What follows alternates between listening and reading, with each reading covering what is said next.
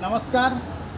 पुण्यश्लोक अहिल्याबाई होळकर पुलावरून गोदामाईच्या काठावर आभोण्याच्या नगरीतून गिरजामाईची पत्रिका आलेली आहे की सर्व महाराष्ट्राचं लक्ष जिच्याकडे असतं. चौथं शेकोटी साहित्य संमेलन आपल्या नाशिकला 17 आणि 18 होत आहे आणि हे पत्रिकेचं अतिशय सुंदर असं अखिल भारतीय शेकोटी लोककला साहित्य संमेलन आपल्या नाशिकला भरतं आहे.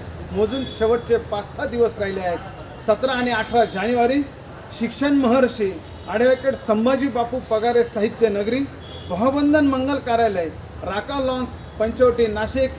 अतिशय असं सुंदर कार्यक्रम होतो आहे. शनिवारी 17 तारखेला सकाळी 11 वाजता याचं उद्घाटन होत आहे.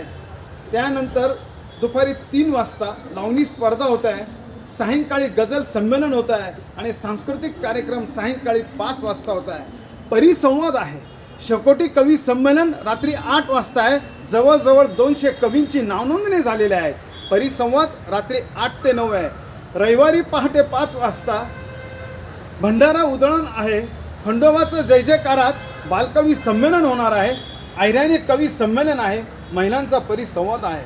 निमंत्रित कवी संमेलन आहे. पुरस्कार वितरण सोहळा आहे. निळूबाई फुले वाङ्मय पुरस्कार आहे आणि पद्मश्री स्मिता पाटील शब्दपेरा पुरस्कार आहे. डॉक्टर मुसा पाटील पुरस्कार आहेत. शिक्षण महर्षी ॲडव्होकेट संभाजी बापू पगारे लोकसेवा पुरस्कार आहेत आणि ऐराणी परिसंवाद सुद्धा आहे आणि पुरस्कार वितरण सोहळा सायंकाळी 4 वाजता आहे.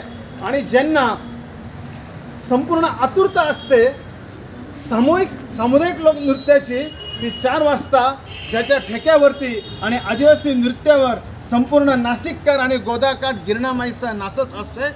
असा सुंदर असा शेकोटी लोकसाहित्य संमेलन आपल्या नाशिक नगरीत होत आहेत. आणि सायंकाळी 5:30 वाजता हळदी कुंकू आणि तिळगुळ वाटप आहेत आणि नवनिर्चित नगरसेवक यांचा सन्मान सोहळा सायंकाळी 6 वाजता आहे. असा शनिवारी 17 आणि 18 तारखेला भरगच्च 4थं शेकोटी साहित्य संमेलन या गोदावरीच्या काठावर नाशिक नगरीत होत आहे. मग बघतात काय, थंडीची तमा न बाळगता शेकोटीसोबत आपण नाचूया, मंत्रमुग्ध होऊया. साऱ्या महाराष्ट्राचं लक्ष त्या 4थ्या शेकोटी साहित्य संमेलनाकडे आहे.